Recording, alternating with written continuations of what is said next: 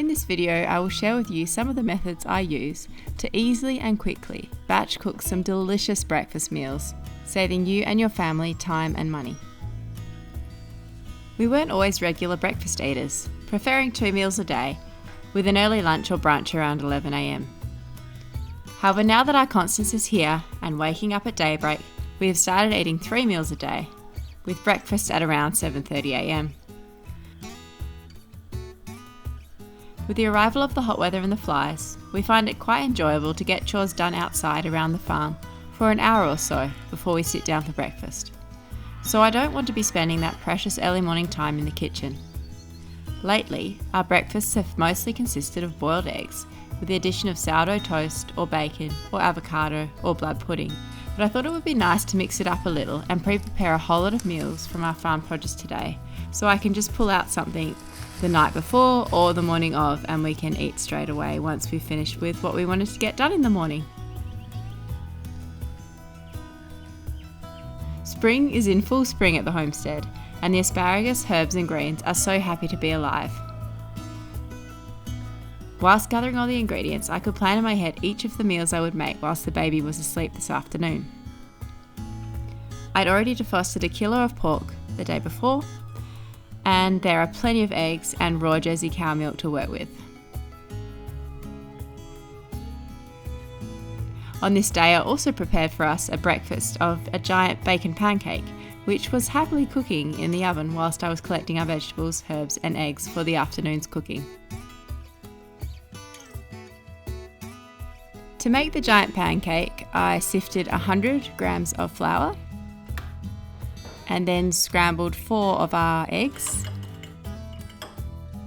added 2 teaspoons of sugar and a good pinch of salt to the flour mixture, which I attached to our KitchenAid. Then I put the whisk attachment down and slowly added the eggs, and then also added 450 millilitres of milk.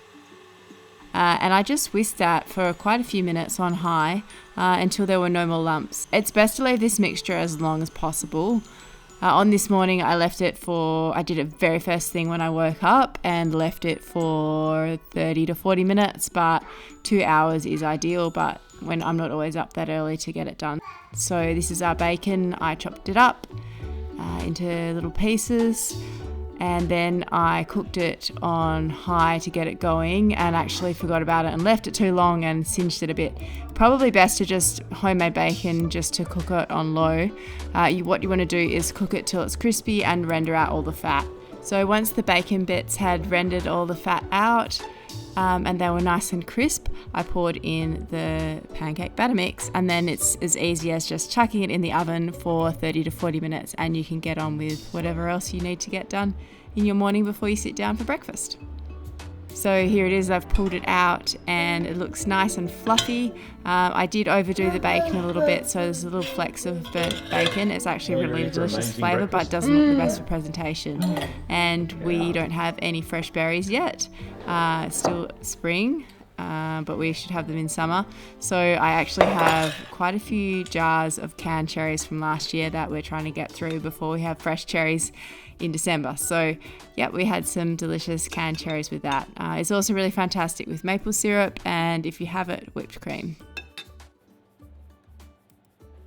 To get started with my meal prep, I cut into 2 spaghetti squashes from last year that I really needed to use up. I found that my squashes are starting to go mouldy now on the shelves as the weather is warming up, so I'm using up these winter squashes as quick as I can. So I roasted these 2 spaghetti squashes. The oven is on high, 200 degrees centigrade, fan forced, and I've cut them in half, scooped out the seeds, pricked them with a fork, salted them really well and poured olive oil all over them, and I've just popped them in the oven. They're probably going to take about 30 or 40 minutes to cook. Next, I prepped my sausages. They're getting pricked and popped into the oven as well. It just saves me time. I don't want to be cooking it on a fry pan. It's easy to just put them in the oven and I don't have to worry about it while I get on with other things.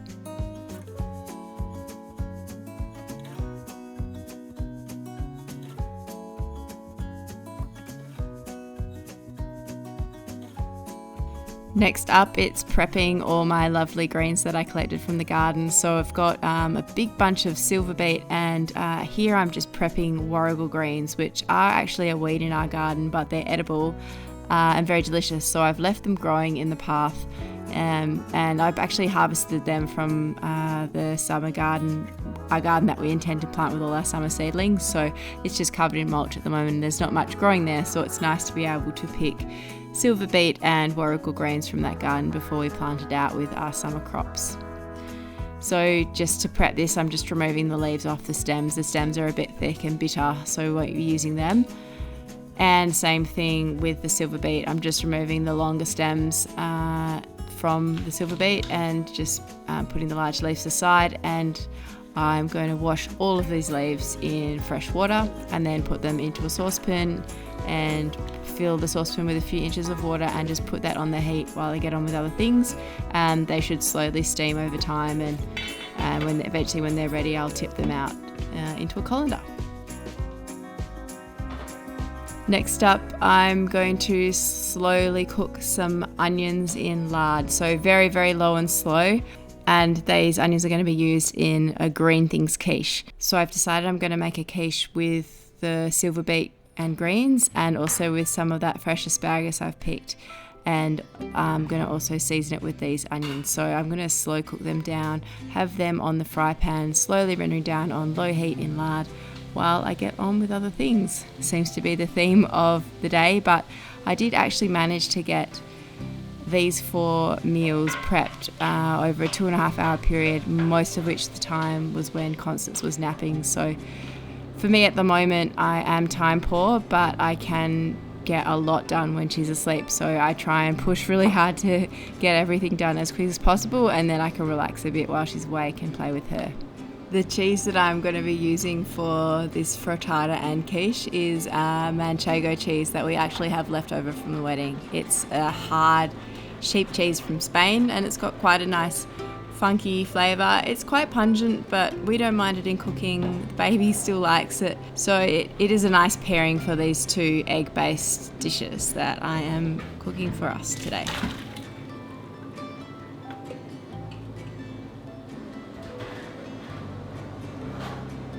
So I'm going to use up all my eggs for 2 dishes, for the hash brown sausage frittata and also for the green things quiche.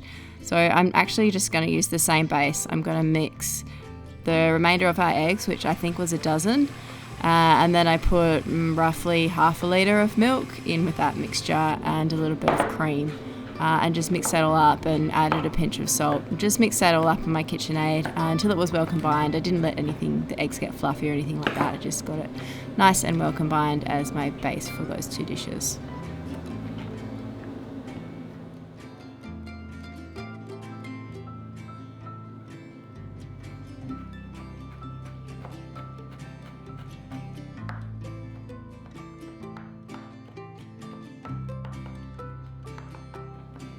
So the green things quiche is flavoured with dill, and the frittata I've decided is going to have lots of garlic. These garlic cloves, I'm chopping them up, and I'm also chopping up some chives from the garden to go in that frittata.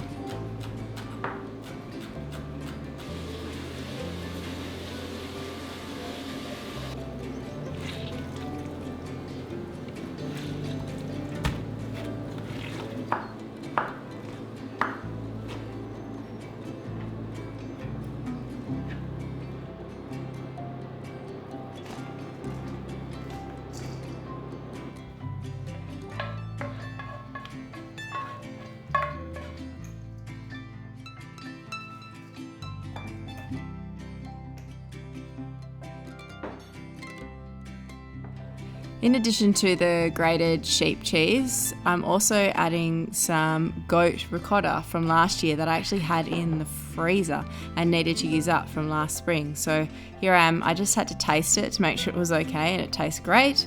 So I'm putting that in, and I find that ricotta is just such a nice flavour with eggs and spinach and dill. Really pairs really nicely. So yeah, putting that in.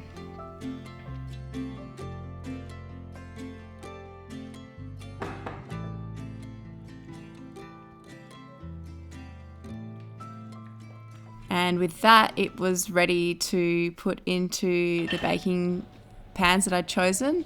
I have this silicone mold and it's a little large to fit into any of my circular tins, so I kind of just shoved it into the largest circular tin that I had, and it made this kind of pretty flower pattern. I think it's quite cool, so we'll see how it turns out, but I thought that looked quite cool. I'd never used it before just because I don't have a big enough tin yet, so I'm still searching for a tin for it to fit in. Someone gifted me that silicone base. It's made in France and it's quite a good product.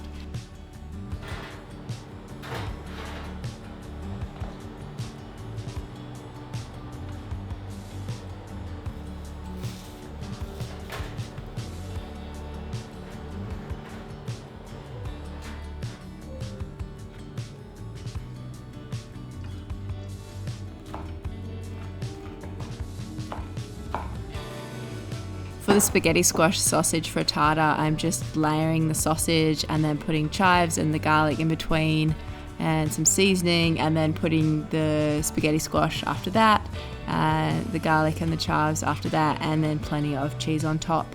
And then just with the remaining egg mixture, I'm just pouring that over just to fill in the gaps and keep it all together as a cohesive whole.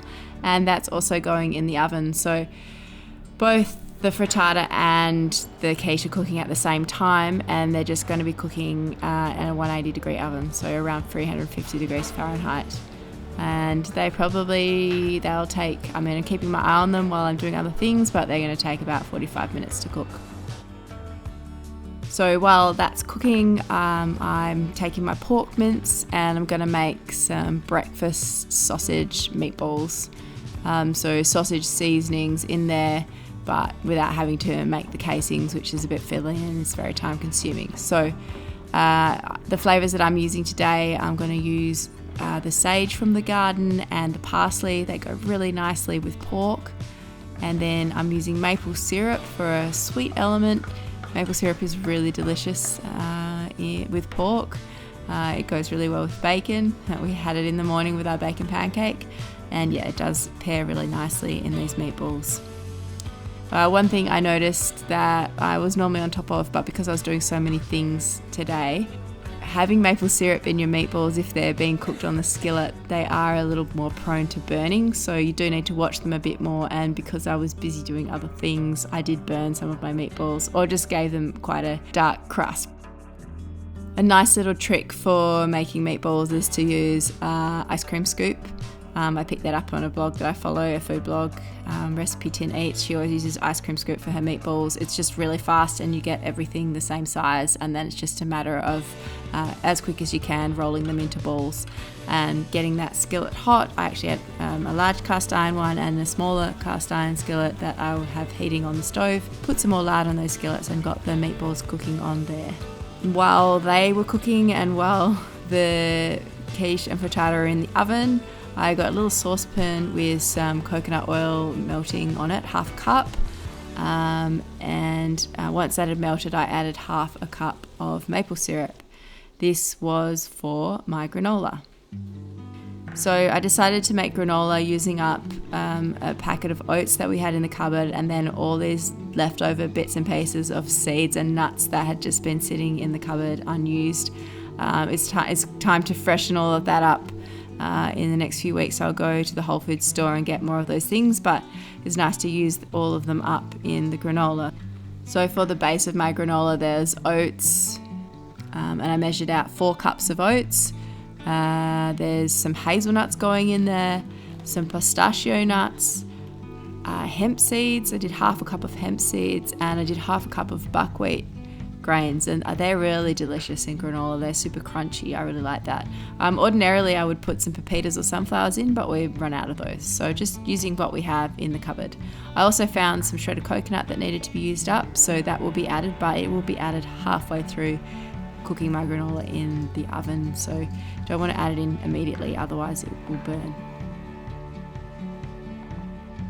Here I'm just adding some organic vanilla bean paste to the maple syrup and coconut oil mix, and then plenty of cinnamon and salt. The salt really elevates the flavour of the granola and complements the maple syrup nicely. My frittata and my pastryless green things quiche. We're ready after roughly 45 minutes, and I kept the oven on ready to bake the granola. They've got a nice golden brown colour, and something I did off camera was to pull out the quiches and top them with cheese, as I forgot to do this when I first put them in the oven.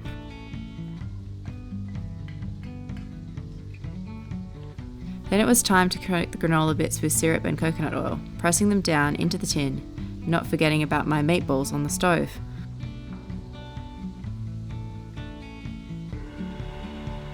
I put the granola in the oven to cook for roughly 25 minutes. As mentioned earlier, I did halfway through the cooking time pull out the trays and added the shaved coconut.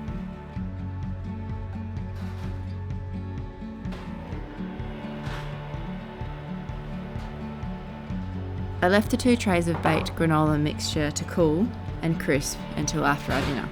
I then combined the tins and all the leftover dried fruit from our cupboard. Banana chips, dried apricots and raisins. And then I just scooped it up into jars and tried some myself. It was so yummy. I'm looking forward to enjoying this with yogurt, but for now it's pretty good straight out of the tray.